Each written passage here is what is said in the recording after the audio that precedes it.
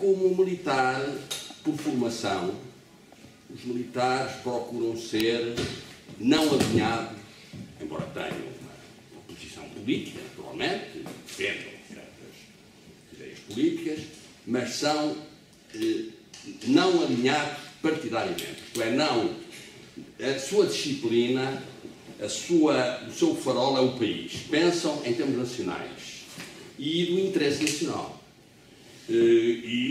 Portanto, se dá, por acaso, há um partido que numa determinada matéria encarna o interesse nacional, não há qualquer problema em apoiar a posição do partido, porque é a posição do interesse nacional. Portanto, é esta a posição, de modo geral, dos militares. E eu, embora reformado, continuo ao serviço do país. Foi isso que eu jurei quando fiz o meu juramento de bandeira.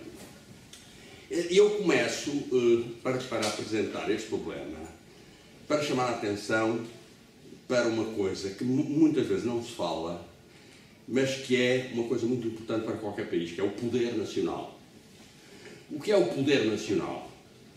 O poder nacional é a capacidade que o país tem de cumprir, de satisfazer os objetivos que a sua população almeja, que são basicamente dois: o bem-estar, isto é, o acesso mínimo desejável aos bens materiais e aos bens morais, portanto, ao comportamento que eles desejam. Não é? Por exemplo, admito que os portugueses não gostariam de ser islâmicos fanáticos, não é? Portanto, rejeitariam essa posição, mas são capazes, possivelmente, de lutar por outras posições, por exemplo, por uma visão e um comportamento democrático no país. Foi isso que os militares, aliás, fizeram no 25 de Abril. Portanto, o poder nacional visa isso.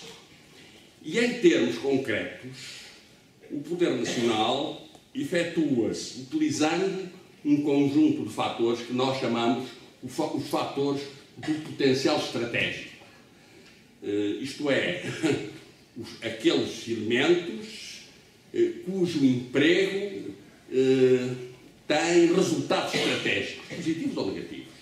É o caso, por exemplo, da dimensão do território, da posição em que o território nacional está, o facto do nosso território estar aqui, na ponta da Europa, e ter um Açores, isso dá uma certa capacidade de atuação estratégica.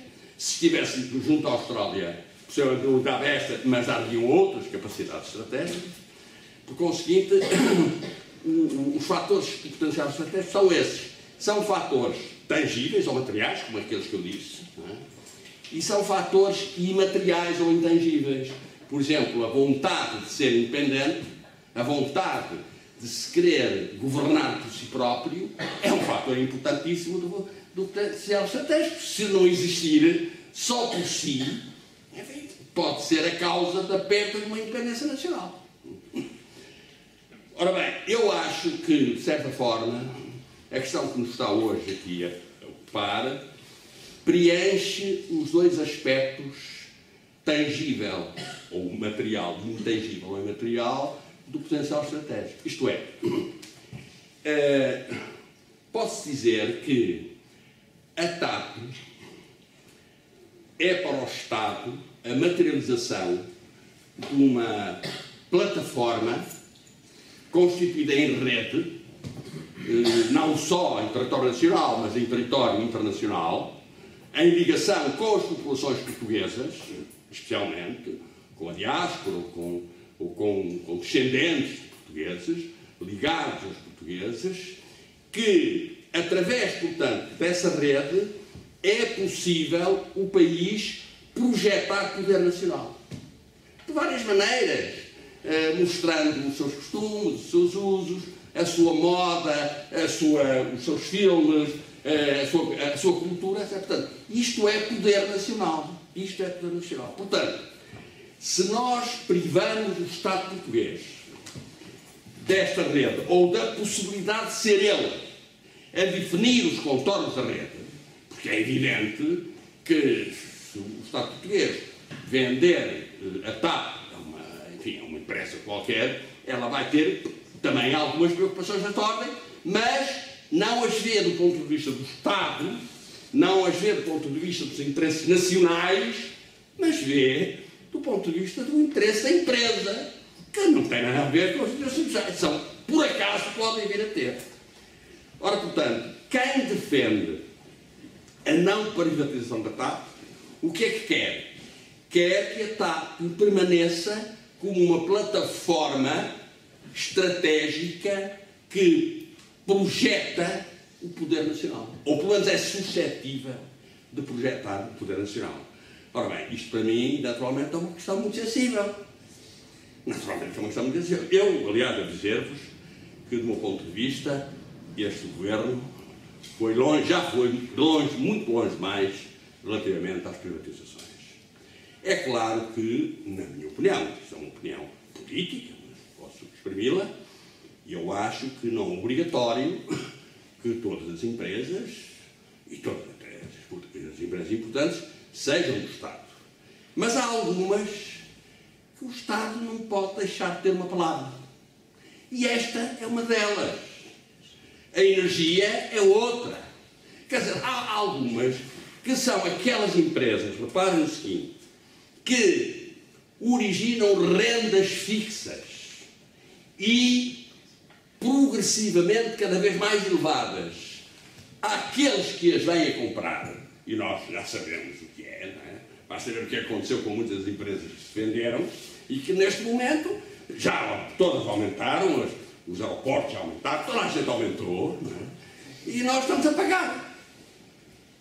Portanto, é evidente que é uma posição ideológica do governo que faz isto, tem uma posição ideológica contrária àquela que eu estou aqui a defender, não é?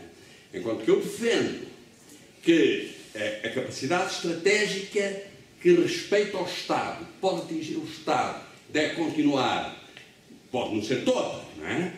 Mas o Estado tem que ter alguma possibilidade de interferir, ou através de uma, enfim, de uma ação qualquer, que é prioritária, ou através de uma maioria de ações, etc. Não é? Há várias formas. Agora, de uma rede, de um fator de potencial estratégico, com um papel de tão grande relevo em termos de poder nacional, não se pode alienar totalmente, como me parece que é a ideia, pelo menos, final.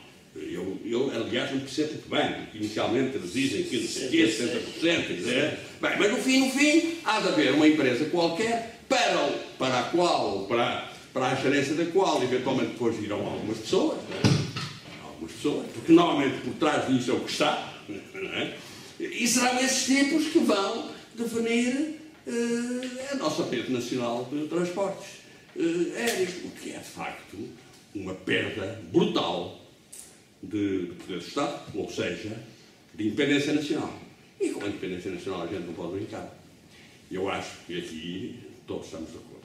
Pronto, acho que, enfim, tem a minha opinião, uma opinião sintética, restrita e fundamentada naquilo que eu penso e na minha posição política em termos do poder do Estado.